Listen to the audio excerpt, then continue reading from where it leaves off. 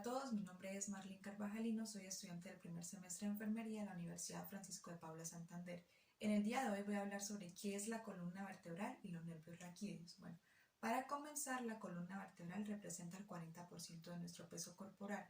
Es la encargada de darle soporte al cráneo y al tronco, de absorber esas tensiones que se producen cuando nosotros caminamos, corremos o levantamos algún objeto, proteger a la médula espinal y asimismo permite la unión de las extremidades, la caja torácica y los músculos posturales. Bueno, entonces la columna está conformada por una serie de huesos denominados vértebras, de las cuales voy a hablar más adelante. En un adulto, la columna vertebral mide 71 centímetros de longitud. Casi la cuarta parte de esa longitud va a estar representada por los discos invertebrales. Bueno, entonces en ese sentido, la columna vertebral entonces va a estar conformada por 26 vértebras, las cuales se distribuyen de la siguiente manera: 7 vértebras cervicales que se encuentran en la región del cuello, 12 vértebras torácicas o dorsales que se encuentran posterior a la cavidad torácica, 5 vértebras lumbares que son las que le van a dar soporte a la región inferior de la espalda, el sacro y por último el coxis. Bueno, tenemos una vista posterior de las vértebras cervicales. Estas vértebras son más pequeñas en comparación a las demás. Ellas van a presentar 3 agujeros y la apófisis va a tener 2 bifurcaciones. Entonces hay que tener en cuenta que las 2 primeras vértebras cervicales son totalmente diferentes a las demás. La primera recibe el nombre de atlas, entonces es una vértebra que no tiene cuerpo, no tiene apófisis espinosa, sino que va a tener un agujero transverso. La segunda vértebra recibe el nombre de axis. El axis va a presentar una apófisis odontoides espinosa hacia arriba, ¿sí? Y las demás vértebras de la 3 a la 7 entonces van a ser vértebras totalmente iguales. Seguidamente tenemos una vista posterior de las vértebras torácicas o dorsales. Son 12, entonces estas vértebras tienen facetas localizadas en las apófisis para que las costillas se articulen a ellas. Su apófisis espinosa, ¿sí?, es oblicua, puntuda, es un poco más larga y va a tratar de formar lo que es un ángulo. Entonces, estas vértebras tienen las funciones de darle soporte a esa caja torácica, que son las que van a cubrir el corazón y los pulmones. Bueno, así mismo entonces vamos a tener una vista posterior de las vértebras lumbares, en total son 5. Entonces estas vértebras tienen cuerpos voluminosos y su apófisis espinosa, ¿sí?, va a ser casi cuadrada para que se inserten esos fuertes músculos a ellos. Por otro lado vamos a encontrar el sacro y el coxis. Entonces el sacro, en la parte anterior, él es un poco más suave y va a presentar estas líneas, ¿sí?, que son las que me permiten identificar dónde se insertan esas vértebras sacras fusionadas. Entonces en la parte anterior él va a presentar esos agujeros que van a recibir el nombre de agujeros sacros anteriores y son los que van a permitir el paso de esos nervios, ¿sí?, hacia otros órganos.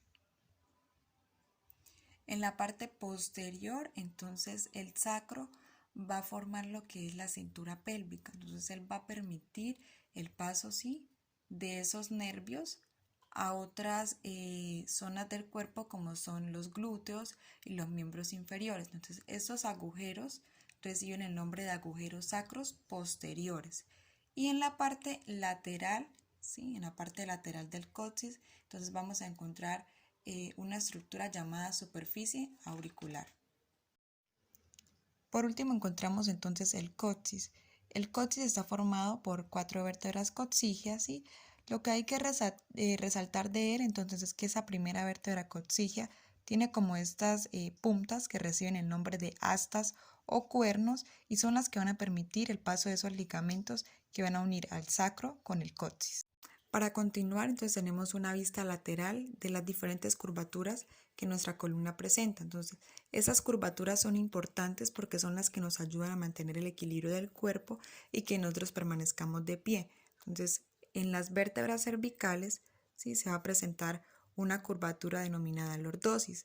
En las vértebras torácicas o dorsales, una curvatura denominada sifosis.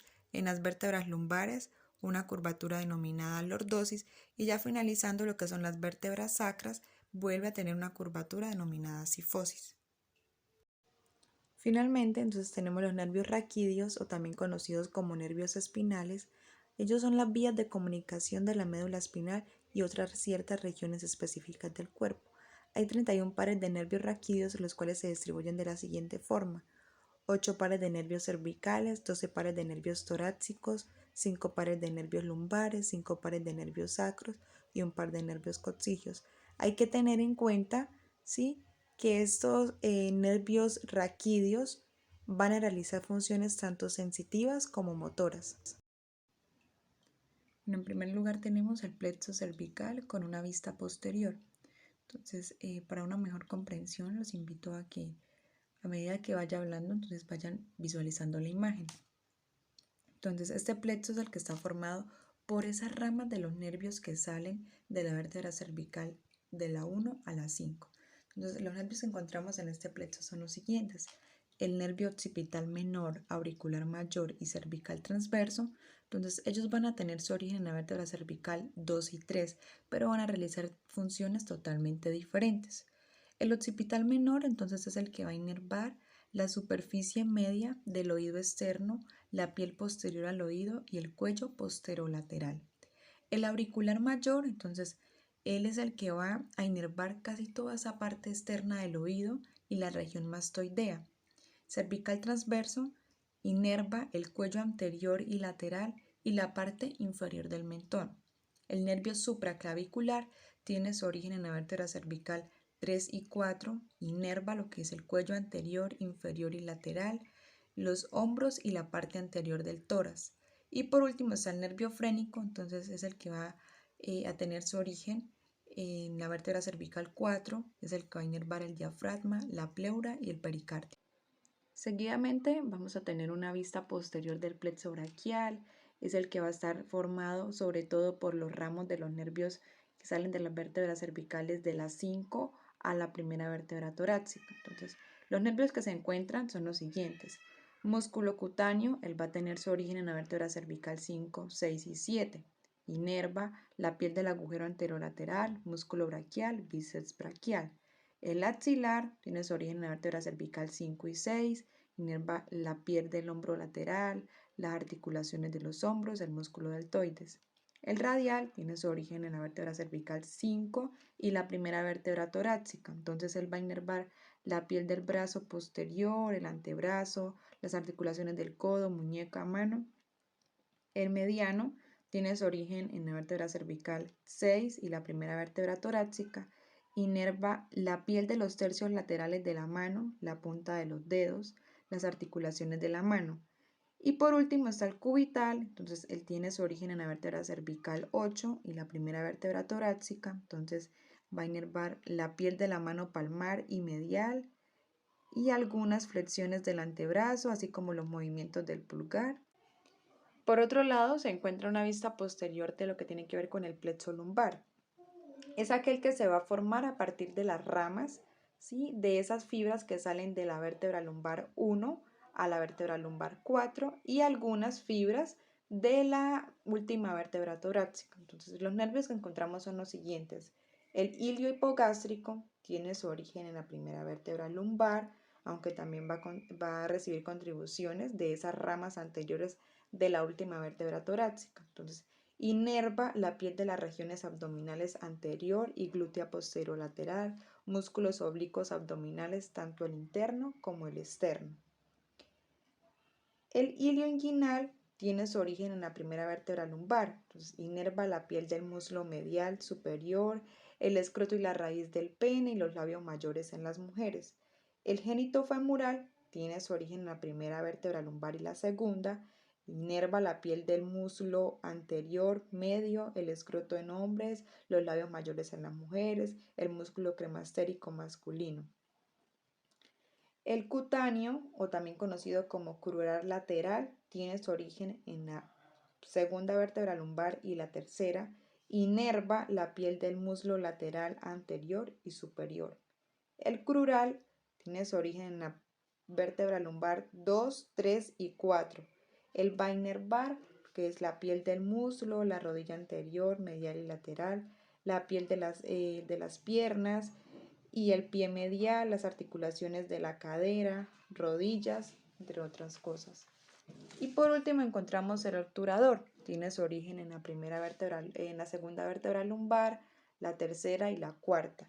Él inerva la piel del muslo medial, las articulaciones de la cadera y rodilla, el obturador externo y los músculos mediales del muslo.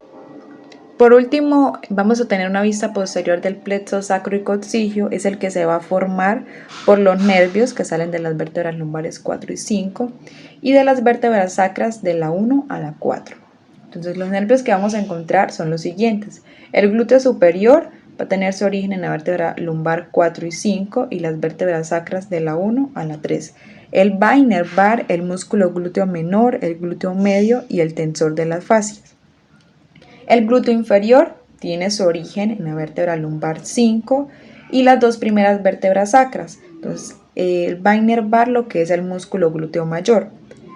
El cutáneo posterior va a tener su origen en las tres primeras vértebras sacras.